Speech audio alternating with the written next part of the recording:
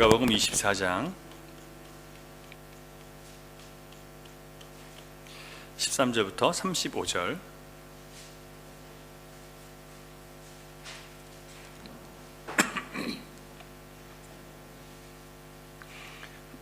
좀 길지만 우리 교독하겠습니다. 그날에 그들 중 둘이 예루살렘에서 25리 되는 엠마오라 하는 마을로 가면서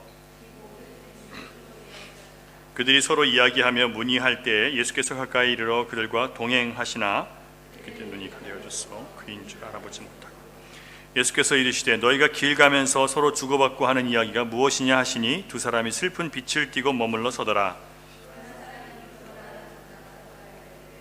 당신이 예루살렘에 체류하면서도 요즘 거기서 된 일을 혼자만 알지 못하느냐. 이르시되 무슨 일이냐. 이르되 나사렛 예수의 일이니 그는 하나님과 모든 백성 앞에서 말과 일에 능하신 선지자이거늘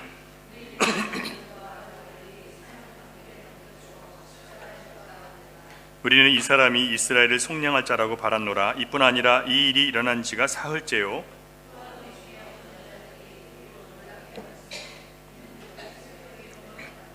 그의 시체는 보지 못하고 와서 그가 살아나셨다 하는 천사들의 나타남을 보았다 함이라.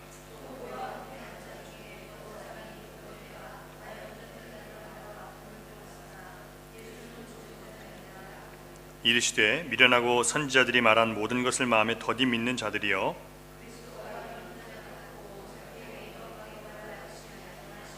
이에 모세와 모든 선지자의 글로 시작하여 모든 성경에 쓴 바 자기에 관한 것을 자세히 설명하시니라.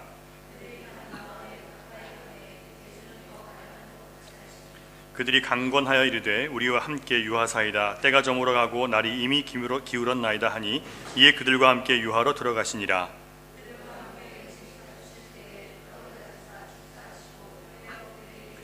그들의 눈이 밝아져 그인 줄 알아보더니 예수는 그들에게 보이지 아니하시는지라.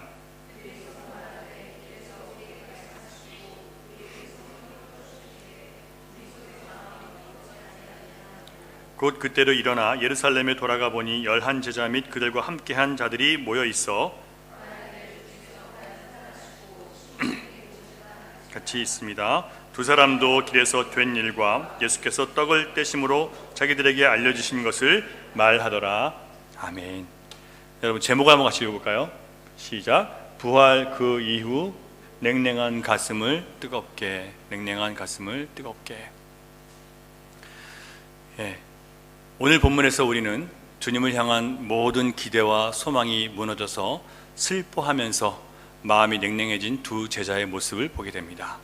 베드로와 도마가 그러했듯이 오늘 본문에 나오는 이 제자 역시 주님을 사랑했던 사람이라고 저는 분명히 믿습니다. 왜냐하면 그들은 예수님께 바라는 것이 있었고요, 주님이 그렇게 해주실 것을 확실히 믿었던 사람들이기 때문에 그 믿음이 배신당했다는 것 때문에, 그 믿음의 기대가 꺾였다는 것 때문에 더 많이 실망한 사람들이라고 저는 그렇게 생각합니다. 그들이 바라고 굳게 믿었던 것은 예수님이 6월절에 이제 예루살렘에서 역사적인 사건을 일으키실 것이라고 기대했습니다. 그렇게 되면 그들에게도 영광스러운 일이 있을 것이라고 확신하고 자기 고향을 떠나서 예루살렘으로 예수님이 역사적인 일을 하실 것을 기대하며 올라왔습니다. 그런 기대와 확신에 차서 뜨거운 가슴으로 예루살렘에 올라갔는데 예수님이 온갖 고난과 수치와 매맞음과 절망적인 그런 고통을 통해서 십자가 위에서 참혹하게 죽으시는 장면을 지금 목격하고 돌아가는 겁니다.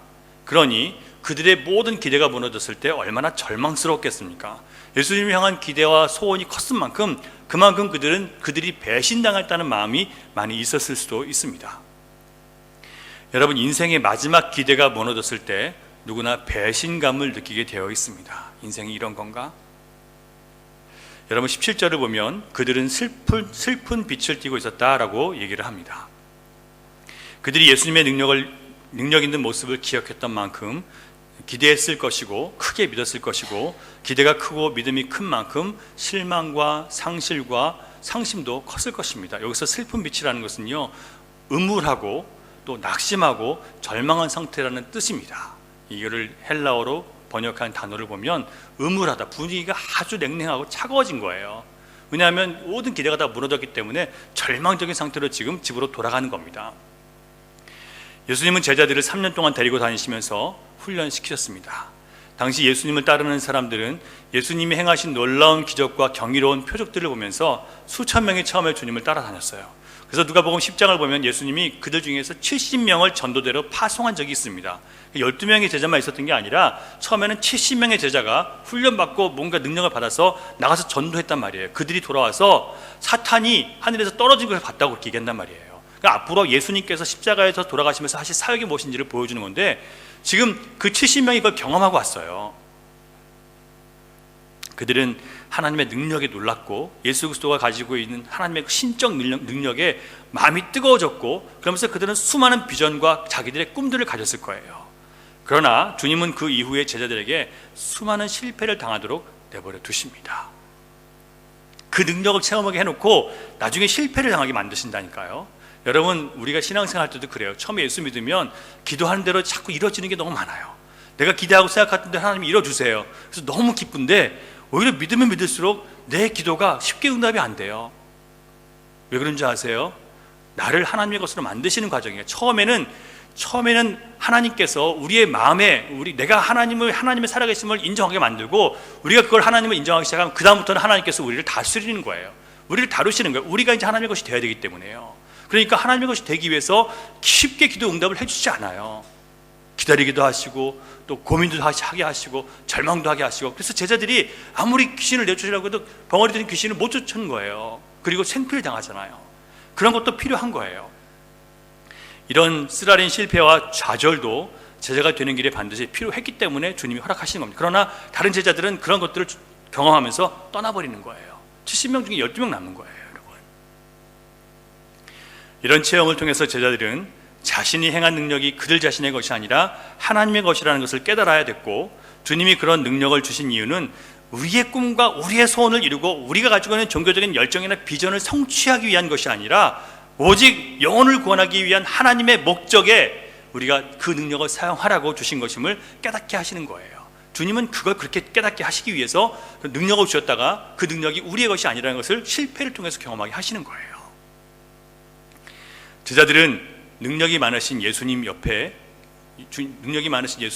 계신 때에는 세상에 두려울 게 없었습니다. 왜냐하면 주님은 바람도 잠잠하게 하시고 물 위를 걸으시기도 하시고 5천 명을 먹이기도 하시고 수많은 기적을 행하시니까 병도 고치시고 귀신도 내어쫓으시고 그 옆에 있으면 무서울 게 없어요.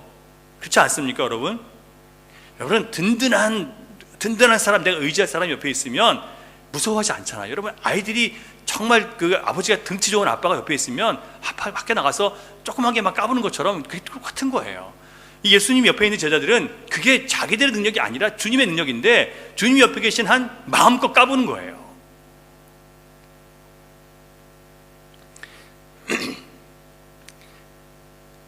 여러분, 십자가에서 힘없이 죽으신 예수님을 보고 난 그 제자들은 어떻겠습니까? 그 예수님의 능력을 통해서 자기들이 꿈꾸고 자기들이 생각했던 그 모든 것들이 다 사라져 버리는 거예요. 저도 목회하면서 그런 거 참 많이 느낍니다. 제가 하나님의 능력을 뭔지 알기 때문에 그 능력으로 하나님께서 우리 교회를 막 살리시고 막 역사하실 것이고 그런 기대를 하고 목회자가 처음 됐었습니다. 치료하시는 하나님께서 기도하면 다 고쳐주실 줄 알고, 근데 아니더라고요. 많은 실패를 통해서 그게 내가 쓰고 싶은 대로 쓰는 게 아니라, 내가 하나님께 먼저 철저히 복종되지 않으면, 그리고 그것이 하나님의 뜻이 아니라면, 그 상대방을 향한 하나님의 뜻이 아니라면 내가 아무리 기도해도 안 된다는 걸 주님이 경험하게 하시는 거예요. 근데 저는 그래서 한동안은 기도를 내가 하면 무슨 소용이 있나, 들어주시지 않는데, 목사가 돼가지고 그런 적도 있었어요. 이게 기도에 대해서 낙심하게 만드시는 거예요. 왜냐하면 그게 내 기도가 능력이 있는 게 아니라 하나님께서 그 하나님께 합한 그 기도가 능력이 있다는 것을 말씀해 주시는 거니까요. 여러분, 제자들은 잡힐까봐 두려워서 숨었습니다. 예수님이 힘없이 돌아가신 다음에는 그 기세가 등등하는 제자들이 다 숨어 있는 거예요. 문 걸어 잠그고 누가 혹시 찾아올까봐. 그리고 모여서 어떻게 해야 될까 고민하고 있는 거예요. 하지만 답이 있습니까? 답이 없어요. 그래서 좌절했고 마음이 차갑게 식었습니다. 이런 과정들은 많은 목회자나 신자들도 똑같이 경험하는 것들입니다. 여러분, 신대원에 들어가면, 신학대학원에 들어가면 이런 얘기를 들어요. 신대원 1학년생은 주를 위해서 불에도 뛰어들어갈 만큼 뜨거운 열정으로 학교와 교회를 누빈다. 진짜 뜨거워요. 1학년들이 제일 무서워요. 학교 들어가면요. 왜냐하면 저마다 뜨거운 신앙 체험을 하고 신대원에 들어왔기 때문에 또 신대원에 들어오는 게 너무 힘들거든요. 진짜 뭐 3수, 5수, 10수 하시는 분들도 계세요. 나중에 신학대학 들어오니까 벌써 50대 후반, 60대가 되셔가지고 금방 은퇴하셔야 될 분들도 계시는 거예요. 그만큼 어렵게 신학교에 들어오니까 정말 뜨거워요. 이분들은요. 불이 막 붙어요. 저도 그랬고요. 근데 2학년쯤 되면 그 불이 약해져서 주님의 길이 정말 힘들고 어렵다 인정하고 과연 내가 할 수 있을까라는 의심이 들기 시작합니다. 그러다가 3학년쯤 되면요, 그 뜨거운 열정적인 눈빛은 다 풀어지고 눈이 이렇게 풀어져서 주님 정말 제가 갈 데가 있을까요? 이런 마음이 들어요. 더 겸손해지는 겁니다. 정말 그렇더라고요. 주님은 우리를 그렇게 만드십니다. 다지시는 거예요. 왜냐하면 우리의 열정이 식어야 겸손히 주님의 성령을 힘입어서 내 길이 아닌 주님의 길을 갈 수 있기 때문에 그런 거예요. 종교적인 열정도 내 열정이 있어요. 근데 주님은 우리가 그걸 시키고 주님이 가라고 하신 그 열정을 붙들고 가기를 원하시는 거예요. 그러니까 여러분, 성경에 보면 사도 바울이 초신자에게 직분을 주지 말라고 얘기해요. 교만해지기 때문에, 자기 능력으로 하기 때문에, 성령을 의지하지 않기 때문에 그게 교만이거든요. 하나님을 의지하지 않는 게 교만이에요. 교회 사역하면서 뭐든지 마찬가지예요. 심지어 밥을 하는 것도 내가 아무리 집에서 밥을 잘했다 할지라도 교회에서 할 때는 항상 기도하는 마음으로 하셔야 돼요.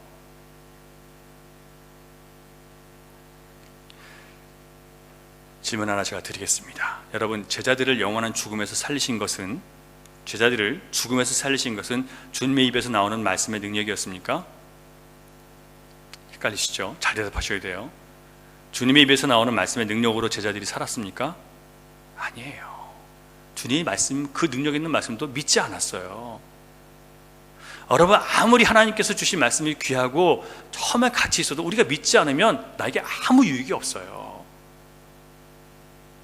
그렇다면 제자들을 죽음에서 살리신 것은 폭풍을 잠재우고 귀신을 내쫓고 병든 자를 고치시는 그런 예수님의 능력이었습니까? 아니죠. 무엇이 제자들을 살렸습니까? 십자가 위에서 초라하게 숨을 거두신 예수님이 제자를 살리셨고 또 우리를 살리셨습니다. 진짜 우리의 생명을 건지고 우리를 정말 영화롭게 하는 것은요, 세상의 능력이 아니에요. 세상에서 우리가 갖고 싶은 그런 능력이 아니라 죽는 거예요. 이 주님의 십자가의 비밀, 이 십자가의 흔적이 많은 사람이 바로 사도 바울과 같은 사람이었어요. 그게 진짜 신자였어요. 근데 우리는 이런 십자가의 흔적은 원하지 않고 영광스럽고 칭찬받고 존귀하고 남들이 알아주는 것, 이런 것만 바라잖아요. 그러니까 그렇게 되면 될수록 점점 주님과 멀어지는 거예요. 제자들이 그런 주님을 따르는 한 예수 그리스도의 십자가를 인정하지 않았던 것과 똑같은 거예요. 우리도 그렇잖아요. 세상의 영화와 세상의 영광을 구하는 한 우리는 주님의 십자가의 은혜를 절대 체험하지 못해요. 우리가 이 십자가의 예수님을 경험하지 못하면 자기의 열정으로 덤벼들었다가 내가 원하는 대로 되지 않으면 주님 이러실 겁니까? 금방 풀이 꺾여버려요. 그리고 상황과 주변 사람들이 원망하기 시작합니다. 그런 사람들을 탓하고 원망하기 시작해요. 그리고 그 사람들에게 모든 책임을 돌리게 됩니다. 남의 탓이죠. 그래서 교회를 10년, 20년 다닌 것이 중요한 게 아니라 십자가에서 죽으시고 다시 사신 주님을 만나는 것이 제 신앙의 핵심이에요. 그래서 나중된 자가 먼저 될 수 있다는 비밀이 바로 여기 있는 거예요. 그때까지는 우리 눈은 보아도 보지 못하고 들어도 듣지 못하는 어두운 눈이요 듣지 못하는 귀일 뿐입니다. 이렇게 십자가에서 죽으신 예수님의 구원의 능력을 믿지 않아서 슬프고 우울하고 낙심한 채 집으로 돌아가던 이 두 제자를 예수님은 불쌍히 보시고 그들을 만나 주셨습니다. 그런데 아쉽게도 그들은 예수님을 알아보지 못하는 거예요. 왜 예수님을 알아보지 못했습니까? 16절 찾아보시겠습니다. 같이 있습니다. 16절, 24장 16절 시작. 그들의 눈이 가려져서 눈이 가려졌대요. 여러분, 그들은 주님의 얼굴을 잘 알고 있는 사람들이었습니다. 제자라는 것은요, 주님을 끊임없이 따랐던 사람들이에요. 여기서 말하는 제자는 12제자는 아니에요. 예수님을 따라다니면서 예수님의 말씀을 듣고 예수님의 기적과 모든 것을 따라다니고 본 사람들이에요. 체험한 사람들이에요. 그런데 그 사람들이 예수님을 모르겠어요? 아니죠. 잘 알고 있어요. 그런데 예수님을 못 알아보는 거예요. 왜요? 눈이 가리워졌다. 이 도대체 무슨 뜻일까요? 마가복음 16장 12절을 보면 오늘 우리가 읽은 이 본문을 간단하게 두 절로 기록한 내용이 있는데 12절 보면 이렇게 나와 있어요. 예수께서 다른 모양으로 그들에게 나타나시니, 다른 모양이기 때문에 못 알아봤다는 거예요. 그러니까 부활하신 부활체의 몸, 영광을 입으실 몸이에요. 그 몸으로 나타났기 때문에 못 알아봤다는 거예요. 하지만 주님의 손과 옆구리에는 여전히 뭐가 있어요? 못자국과 창자국이 있었단 말이에요. 근데 못 알아보는 거예요. 그들이 알아보지 못했던 것은 주님께서 변형된 몸이라고 얘기하는데, 학자들은 이 변형된 몸은 오직 거듭난 사람이 아니고는 성령께서 눈을 열어주시지 않고는 볼 수 없기 때문이다라고 얘기를 합니다. 동의합니다. 오늘날도 이것은 동일해요. 우리가 보고 싶다고 주님 봐지는 게 아니라, 만나고 싶다고 만나지는 게 아니라, 주님, 나는 주님을 볼 수 있는 자격이 없고 나는 주님을 만날 수 있는 그런 의인이 아니지만 주님의 십자가의 공로를 의지하고 주님을 간절히 구하고 주님을 만나기를 원하니, 주님, 나에게 주님을 만날 수 있는, 주님을 볼 수 있는 은혜를 주시옵소서, 나에게 긍휼을 베풀어 주시옵소서, 주님 만나게 해 주시옵소서라는 여러분의 간절한 소원이 있을 때 주님을 만나 주세요. 아멘이십니까? 여러분, 우리가 이게 없는 거예요. 주님을 만나고 싶은 기대가 없어요. 왜 그런 줄 아세요? 주님 만나고 내가 변해서 너무 주님을 열심히 믿을까 봐 두렵대요. 세상에 이런 사람도 있단 말이에요. 여러분, 주님을 열심히 믿고 만나서 그렇게 살아가는 그 사람이 얼마나 행복한지 아세요? 근데 그건 모르고 그렇게 될까 봐 두렵대요. 이건 왜냐하면 여러분 눈이 감겨있기 때문에 그런 거예요. 주님 만나서 자기 것을 희생하면서 기뻐하는 그 사람, 문제가 환난과 역경이 그렇게 많음에도 불구하고 자기는 그게 오히려 그 상황 속에서 주님을 기대한다고 얘기하는 그 사람, 정신 나간 사람처럼 보이는데 그 사람의 기쁨을 우리는 모르는 거예요. 그걸 알고 싶어야 되는데 그걸 알고 싶지 않은 거예요. 나도 저렇게 될까 봐, 미친 사람처럼 될까 봐. 여러분, 이런 사람 되고 싶지 않으세요? 물론 여러분 그런 사람이 있으시지만 더 그런 사람 되고 싶지 않으세요? 여러분, 성령님께 눈을 열어달라고, 나 정말 주님 만나고 싶다고. 여러분, 저도 그랬어요. 제가 아버지가 목사다 보니까 교회 오랫동안 다녔잖아요. 교회 생활 열심히 했잖아요. 정말 훌륭한 선생님으로 그렇게 교사로 그렇게 활동을 했어요. 청년 때도요. 근데 주님을 내가 모르니까, 주님을 알지 못하니까 공과 책에 나오는 그건 전하지만 내 마음속에 체험한 예수님을 전하지 못하는 거예요. 너무 답답했어요. 그리고 여러 가지 삶의 삶 속에서 무너지고 넘어졌어요. 그래서 제가 주님을 정말 간절히 찾았어요. 주님이 나를 한 번만 붙잡아 주시면 내가 주님의 이 은혜를 평생 살아갈 수 있는데 주님, 나를 붙잡아 주십시오. 주님이 만나 주세요. 정말.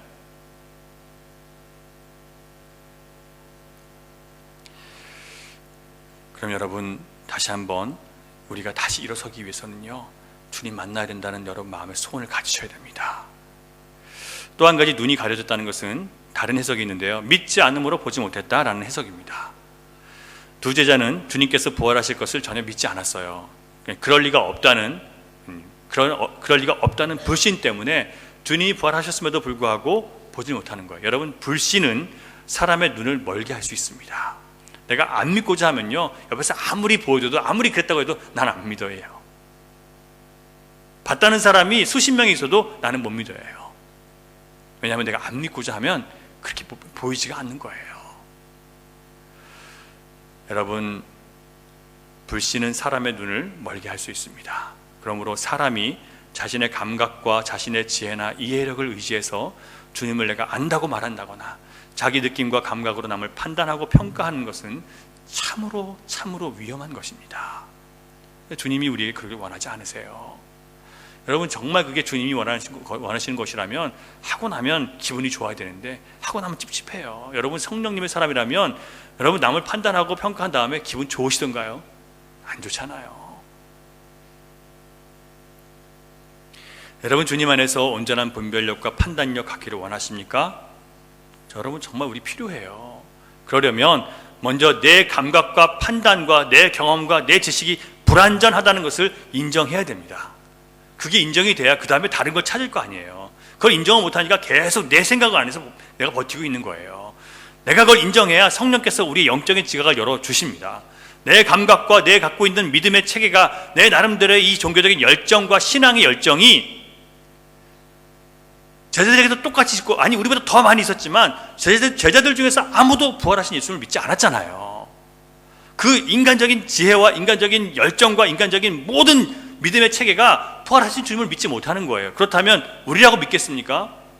우리의 감각과 우리의 체계로도 못 믿는 거예요. 그래서 부활은 성령님께서 우리에게 오셔서 우리를 거듭나게 해주지 않고는 믿으려고 싶어도 못 믿어지는 거예요. 그러면 먼저 우리가 뭘 인정해야 된다고요? 나는 볼 수 없고, 나는 알 수 없고, 나는 무지한 인간입니다라는 것을 인정해야 되는데, 자기 부인이 있어야 되는데 그게 없기 때문에 그런 거예요.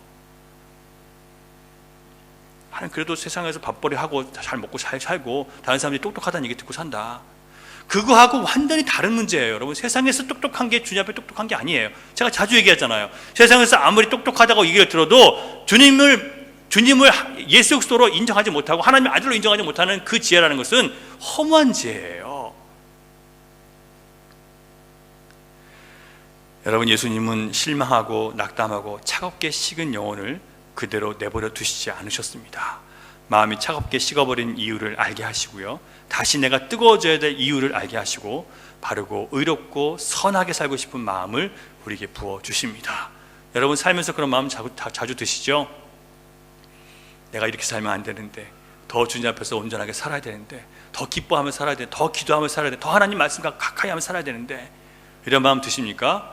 여러분, 새 영을 부어주시는 거예요. 주님이요. 거기에 순종할 때 그때부터 하나님께서 뜨거운 열정을 부어주시거든요.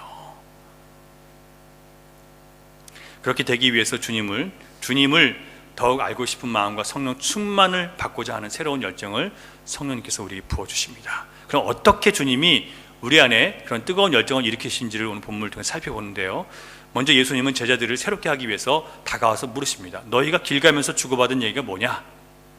무슨 얘기하고 갔냐?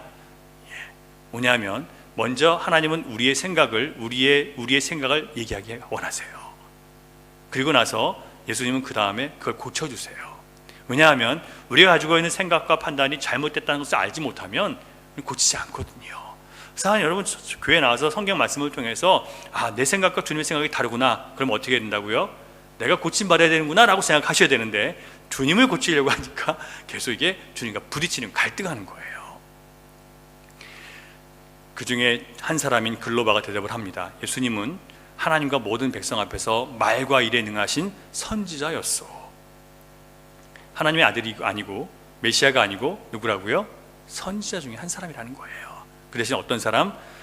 말과 일에 능하신 선지자. 특별히 말을 잘하고 특별히 어떤 사람들에게 감화시키는 능력이 있는 말씀을 했고, 하지만 또한 능력 있는 기적들을 많이 행했소.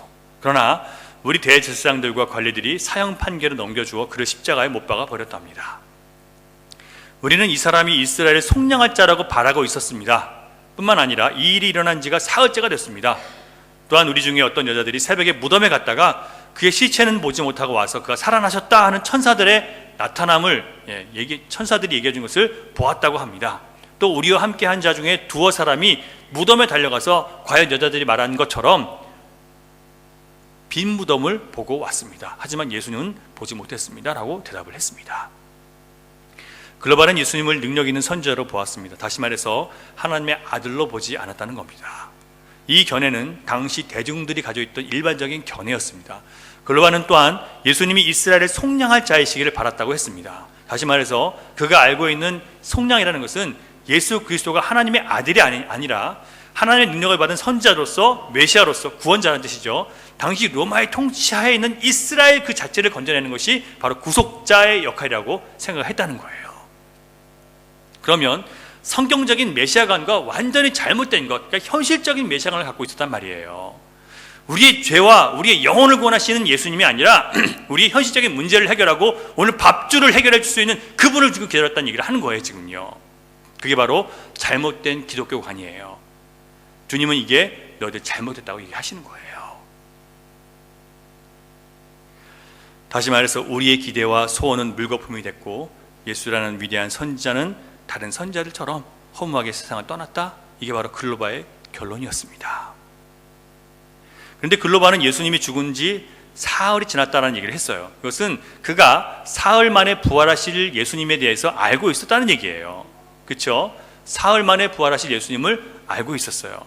게다가 이 글로바는 여인들이 예수님의 무덤이 비었다고 하는 것도, 천사들이 예수님이 다시 살아나셨다고 증언하는 것도 들었어요. 베드로와 요한이 달려가서 빈 무덤 봤다는 얘기도 들었어요. 그걸 지금 주님 앞에 다시 얘기해 주잖아요. 다 알고 있었어요. 그러나 그 둘은 예수님께서 사흘 만에 먼저 갈리로 가시겠다고 하신 말씀, 그 말씀은 믿지 않았던 거예요.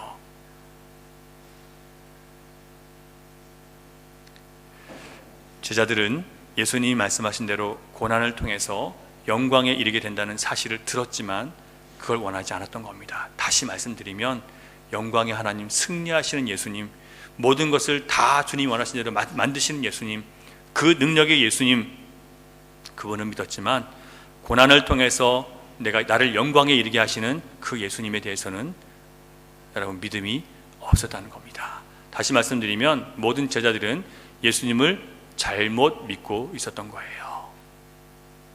그래서 제자들은 주님께서 십자가에 달려 죽으셨을 때 당황했고 크게 낙심하고 말았습니다. 주님이 말씀하신 대로 믿었다면 여러분 왜 낙심해요? 왜냐하면 사흘 만에 내가 먼저 갈리로 갈 테니까 너희들 거기 가서 기다리라고. 근데 그걸 안 믿었으니까 낙심하면서 그냥 기다리고 있는 거예요. 낙심하면서 절망하고 있는 거예요. 소망 없이 모여서 걱정만 하고 있는 거예요. 왜요? 주님이 말씀하신 말씀을 믿지 않았기 때문에. 제자들은 고난 후에 반드시 영광이 있다는 주님의 약속을 믿지 않았기 때문에 모든 꿈을 잃고 소망을 잃고 슬퍼하고 힘없이 고향으로 돌아가고 있었던 겁니다.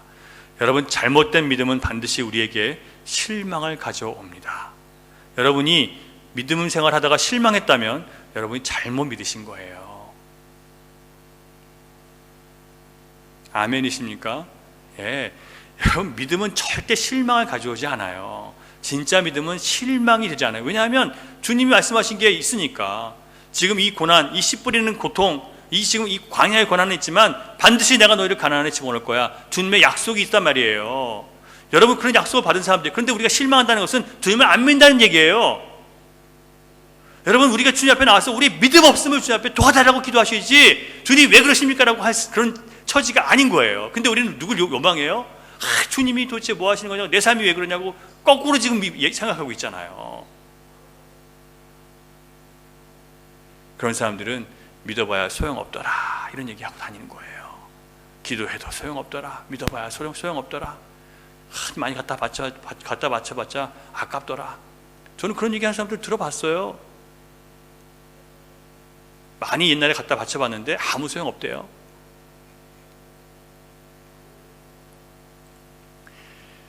여러분, 하나님 말씀보다 내가 믿고자 하는 내 믿음의 체계, 내 판단, 내 감각을 더 믿는 사람들은 반드시 믿음에 실망하게 됩니다. 이사야 48장 17절과 18절을 보면 이런 말씀이 있어요.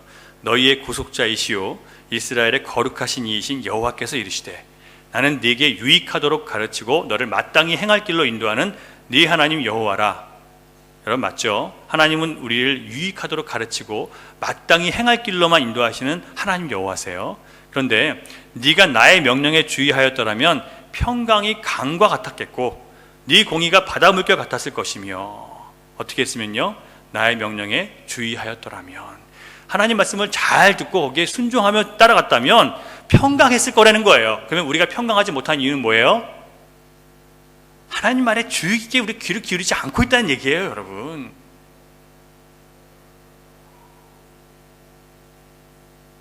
그러니까 우리의 믿음의 실체가 자꾸 우리 하나님 말씀을 통해서 드러나는 거예요. 아, 우리 이렇게 믿고 있었구나. 그래서 마음이 평강이 없었구나. 그래서 실망했구나. 왜요? 잘못 믿어서. 여러분, 주님의 말씀을 근거로 한 믿음이 아니고는 아무도 부활하신 예수 그리스도를 만날 수 없습니다. 여러분, 이 두 제자가 왜 자신들의 모든 기대와 바람이 다 무너지고 슬프고 냉랭한 마음으로 고향으로 돌아갔습니까? 그들이 믿고 바라는 것을 예수님이 이루어주시지 않았기 때문에 그런 거예요. 그들은 자신들이 믿고 싶은 것을 믿은 것이지 성경에 기록된 하나님의 약속을 믿은 것이 아니었기 때문에 그들은 냉랭해진 채로 돌아가는 겁니다. 여러분, 하나님 말씀을 믿는 믿음이 없으면 우리 가슴은 뜨거워질 수가 없어요. 만약 우리의 신앙이 성경대로 우리의 죄를 구속하사 영생을 주시기 위해서 죽으셨고 부활하셨다는 이 구원의 비밀을 믿는 믿음이 아니라 내가 바라고 기대하는 것을 믿는 믿음이라면 우리의 믿음의 열정, 믿음의 열심은 반드시 꺼져버립니다. 그리고 나면 냉랭한 믿음이 되는 거예요. 화석화됐다 그러죠. 그냥 껍데기만 있어요. 껍데기만 왔다 갔다 하는 거예요. 눈은 아무것도 없어요. 사람은 누구나 이기적이어서 자기와 직접 관계가 있거나 또 자기가 어떤 이 혜택이 있거나 그래야만 관심을 갖기 마련입니다. 제가 음악 전공할 때는요, 어느 나라를 가든 여행을 가든 거기에 있는 음악회장이나 연주회장에 관심이 많았고, 또 거기 좋은 그 나라의 유명한 성악가나 또 그 나라에 있는 좋은 음악대학에 관심을 갖고 있었어요. 근데 나중에 제가 목사가 신학생이 되고 나니까 선교 여행을 갈 때마다 항상 뭘 찾냐면 신학교가 어디 있냐, 거기는 교회가 어디 있냐, 무슨 교단 교회가 있냐, 이것만 보이는 거예요. 뭐라고요? 자기에게 관심이 있는 것만 사람은 관심이 있어요. 여러분, 우리가 지금 이 시대에 정치에 관심을 갖는 이유가 뭡니까?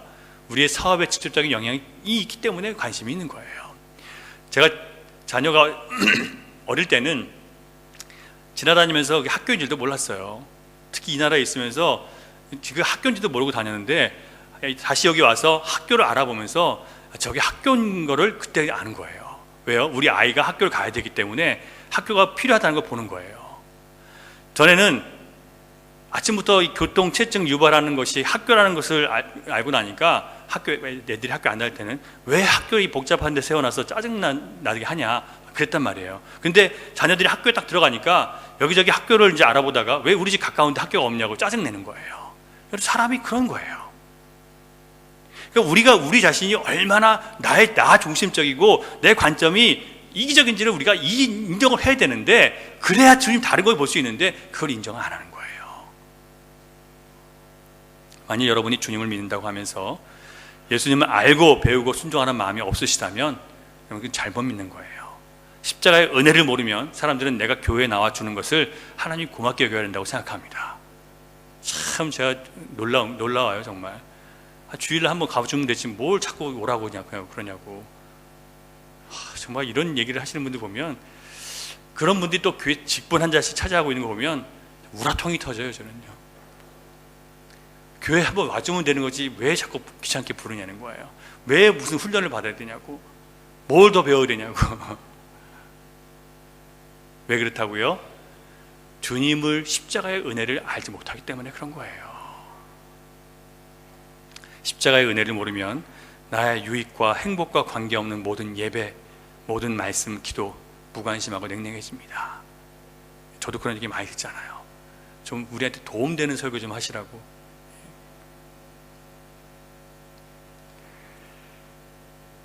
그렇다면 예수님께서 어떻게 그들의 눈을 뜨게 하셨는지를 살펴봅니다. 먼저 예수님은 그들을 책망하셨어요. 뭐라고 하세요? 미련하고 선지자들의 말한 모든 것을 더디 믿는 그런 자들이요. 선지자들이 말한 모든 것을 마음에 더디 믿는 자들이요. 이 말은 부활하신 예수님을 안 믿어준다고 서원해서 화를 내시는 그런 책망이 아닙니다. 어떻게 하나님을 믿는다고 하는 너희들이 성경을 믿지 않느냐라고 책망하시는 거예요. 여러분, 하나님을 믿는다는 것은 뭘 믿는 거예요? 성경을 믿는 거예요. 왜냐하면 하나님께서 주신 말씀이기 때문에 성경을 통해서 내가 그걸 붙들고 사랑하고 그것과 함께 가는 것이 성경 신앙생활이란 말이에요. 근데 하나님을 믿는다고 하면서 너희들 왜 성경 안 읽냐? 왜 성경을 안 믿냐? 라고 말씀하시는 거예요, 예수님이요. 오늘도 여러분, 오늘날의 신자들이 이 책망을 받아야 돼요. 읽으면 뭐예요? 믿진 않는데.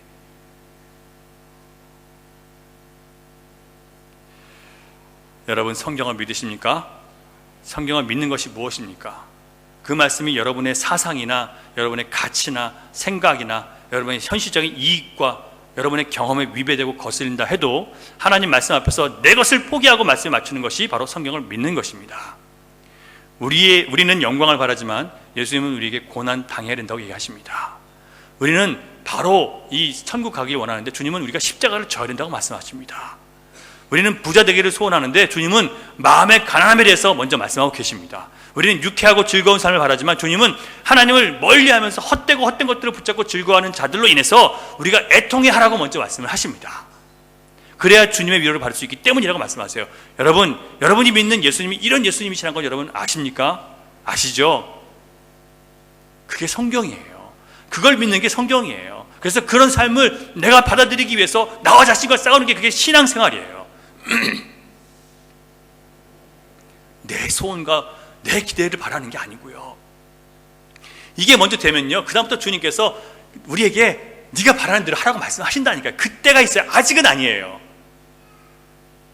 내가 죽기 전까지는 아니라고요. 아시잖아요, 여러분. 광야 생활을 통해서 40년 광야 지난 다음에 가나안에 들어가서 그 다음부터 니들이 싸우라고 하시잖아요. 광야의 고난을 지난 다음에 하나님께 전적으로 복종하겠다는 그 마음, 하나님이 전부입니다라고 고백하는 그 고백이 있어야 그 다음에 우리한테 이제 네가 해봐라 맡겨주시는 거예요. 그때까지는 우리는 끊임없이 하나님 손에 붙들리기 위해서 그렇게 살아야 되는 거예요. 여러분, 성경에 나오는 예수님, 나의 영혼을 구원하시고 모든 죄와 사망의 권세에서 나를 구원하시기 위해서 고통과 순환당하신 십자가를 지신 예수님 여러분 믿으시죠? 그렇다면 여러분, 여러분의 신앙 여정 가운데 고난을 통해서 믿음을 얻고 승리하게 된다는 것을 여러분 받아들이시기 바랍니다. 고난과 십자가를 통해서 여러분 승리하실 거예요. 그러니까 여러분, 지금 어려운 이 시기에 어렵다, 죽겠다, 힘들다 하지 마시고 어떻게 하자고요? 주님 앞에 나가서 기도하시는 거예요. 주님, 우리 삶은 참 어렵습니다. 내가 할 수 있는 줄 알았더니 아닙니다. 내가 지혜롭게 하면 다 될 줄 알았는데 아닙니다. 주님, 주님을 의지해야 될 때가 왔습니다. 주님, 이때에 정말 주님 의지해서 이 환난을 이기게 하시는 주님을 만나고 경험할 수 있게 해달라고 여러분 기도하세요. 이건 뭐냐면 내 소원을 위해서 기도하는 게 아니라 내 무지함, 내 미련함, 내 한계를 주님 앞에 인정하는 거예요. 그게 바로 십자가의 길을 걸어가는 거예요. 그리고 내게 주님께서 응답하실 때 이제 주님께 내 삶을 드리겠습니다라고 하는 거예요.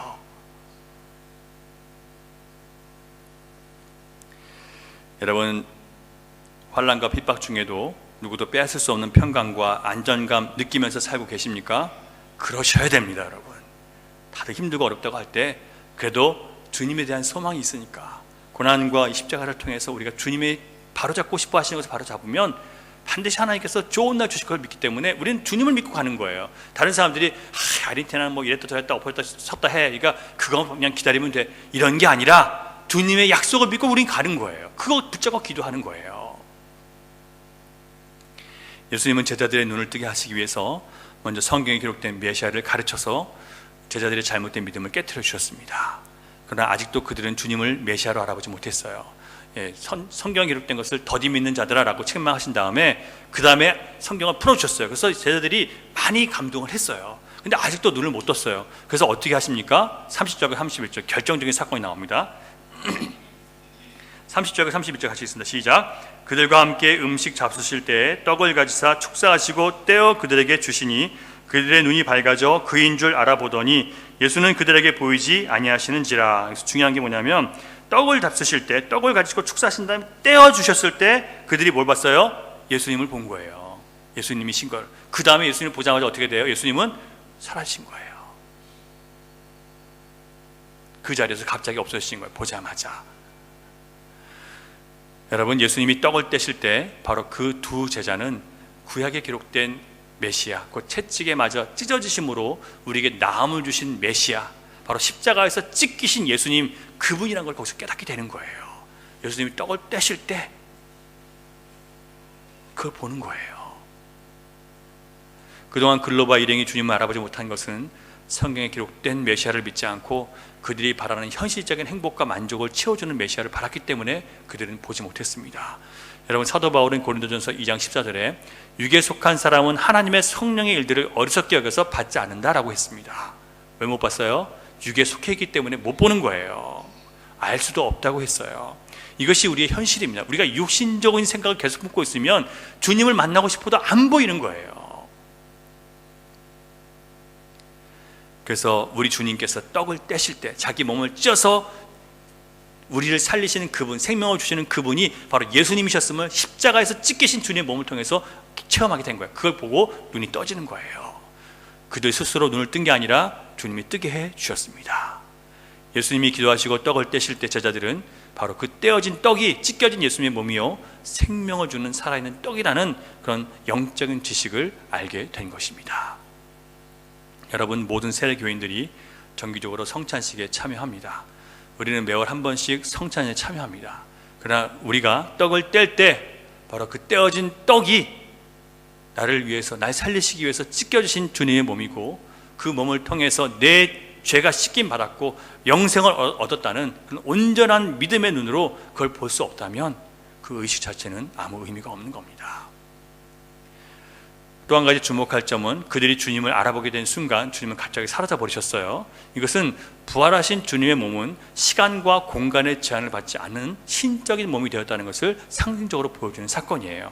주님을 만난 일은 두 제자에게 있어서 환상이 아닌 생생한 체험이었습니다. 하지만 신비한 기적적인 몸이셨어요. 갑자기 오셨다 갑자기 사라지시는 거예요.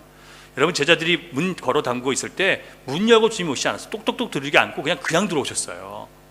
그게 바로 공간과 시간을 초월하신 예수님을 지금 보여주는 거예요. 부활하신 예수님, 그걸 보여주는 거예요.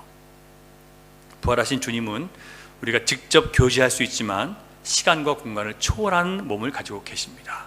주님은 자신을 우리에게 나타내실 때요, 꼭 우리가 생각하는 특정한 모습으로 나타나시는 것이 아니라는 것을 여러분 기억하시기 바랍니다. 우리 예수님은 아주 이렇게 수염 이렇게 해서 아주 우리가 보통 성화해 보는 그런 예수님, 경건해 보이는 예수님을 꼭 나타나시는 게 아니에요. 오늘 본문에서 집으로 내려가는 두 제자들에게 어떤 모습으로 나타나셨습니까? 여행자의 모습으로 나타나셨어요. 함께 여행하는 나그네의 모습으로 나타나셨어요. 그런데 무덤을 찾았던 여인들에게는요, 평범한 동산 관리자의 모습으로 나타나셨어요.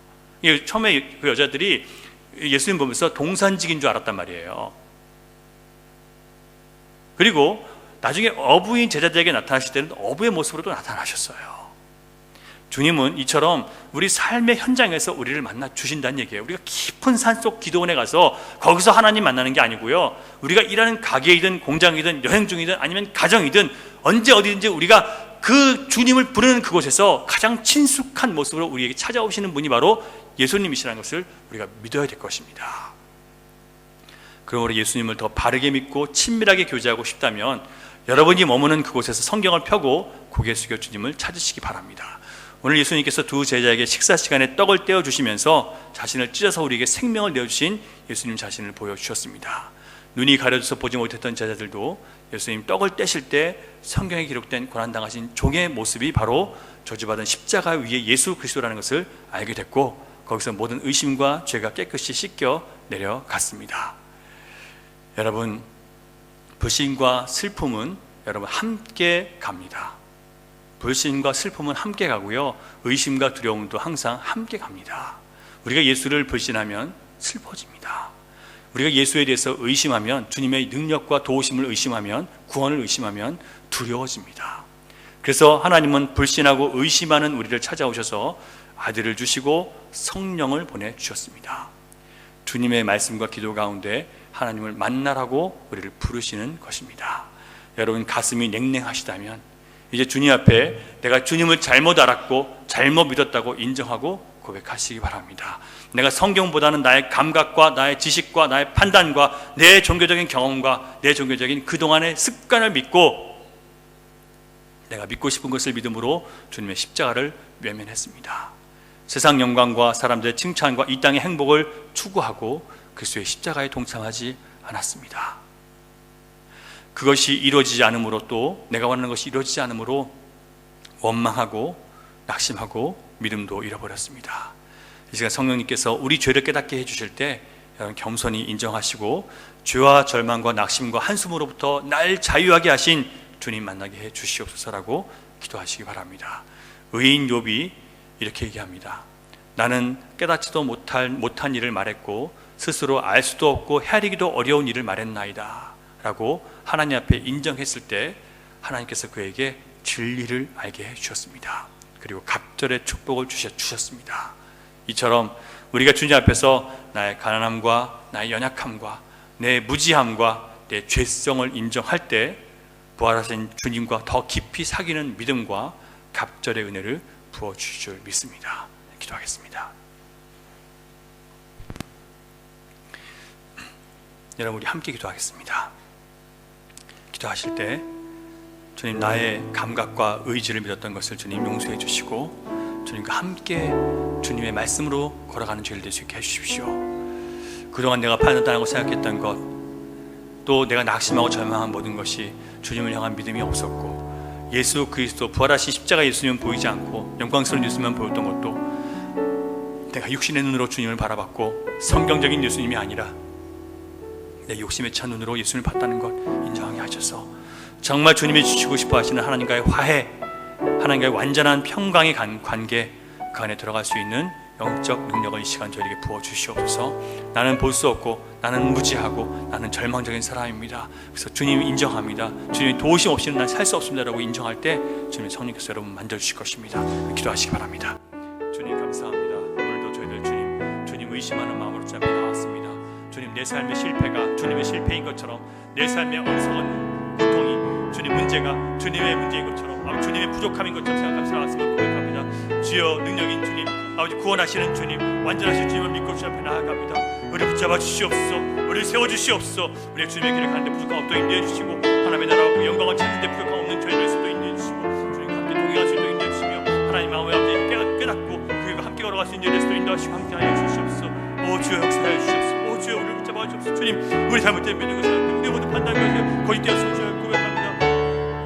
우리 경험이, 우리가 사랑하는 모든 것들이 주여 헛됨을 주님 앞에 고백합니다. 성경적인 것이 아닌 것은 다 아버지 안에 해가 되며, 성경적인 것이 아닌 것은 다 내 착각이라는 것을 깨닫게 하시고, 주여 아버지 성경적인 믿음을 가질 수 있도록 인도해 주시고, 오직 하나님 말씀 앞에 내가 매일 수 있도록 주여 도와주시고, 성령의 인도하심에 따른 저희가 될 수 있도록 인도해 주시옵소서.